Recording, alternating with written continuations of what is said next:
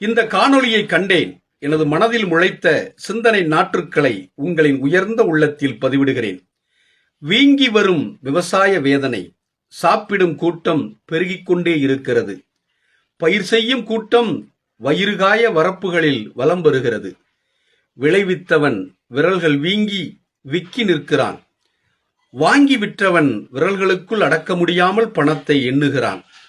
காத்து கிடந்தவன் கன்னங்களில் குழி விழ, கண்களில் வறட்சி வந்து, கண்ணீர் கூட மிச்சமில்லாமல் எச்சமாய் வயலோரும் வரப்போடும் ஆங்காங்கே கிடக்கிறான்.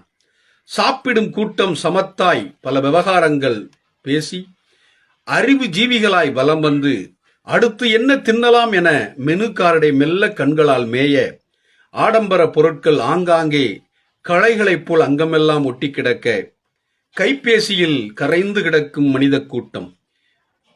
உள்ளத்தை, எண்ணத்தை தவறாக எழுச்சி கொள்ளச் செய்யும் எத்தனையோ கருத்து திணிப்புகள் திறந்த பக்கமெல்லாம் தெளிவாக தெரித்து விழுந்து கொண்டிருக்கிறது. விவசாயம் ஒரு பக்கம் நடந்து கொண்டுதான் இருக்கிறது. இந்த இளம் சிறுவனை பாருங்கள். முளைக்கு முன்பே நாற்றங்காலில் தன் கலங்கமற்ற கால்களை பதித்து, நாற்று முடிகளை தன் நம்பிக்கை விரல்களால் பற்றி அன்னையுடன் அழகான ஆரம்பம் காண்கின்றான்.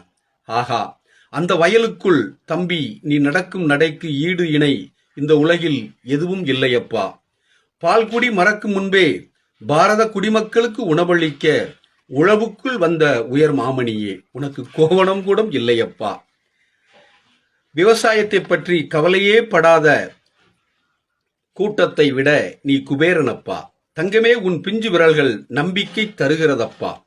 படிக்க போகும் முன்பே பயிர் தொழில் பழக வந்த நீதாண்டா வருங்கால எஜமானன். ஆமாம், படித்த கூட்டம் கையேந்தி நிற்கும் காலம் ஒருவேளை வந்தால் அது விவசாயிடம்தான் நிற்க வேண்டுமோ? சேரும் சகதியும் உணவை தரும் உயிரிடம் அல்லவா? உணவை தர உழைப்பவன் உயர்ந்தவன், அவன் உயிர்களுக்கு பொதுவானவன். தம்பி, வருங்காலத்தில் நீ யாராக வருவாய் என்பது எனக்கு தெரியாது. ஆனால் விவசாயத்தை விட்டுவிட மாட்டாய், நம்புகிறேன்.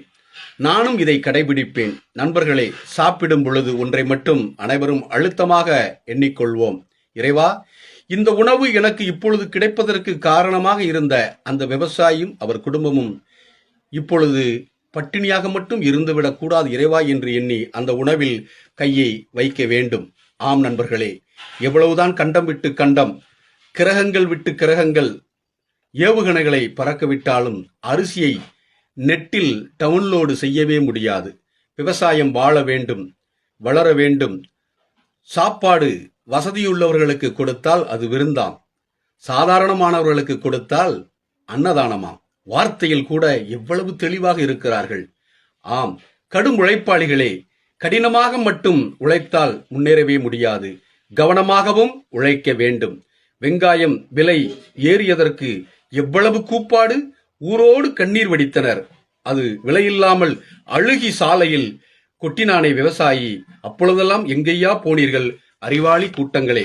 ஞாபகத்தில் வைத்துக் கொள்ளுங்கள், விவசாயி அரிய வகை பாதுகாக்கப்பட வேண்டிய உயிரினமாக, போற்றப்பட வேண்டிய பொக்கிஷமாக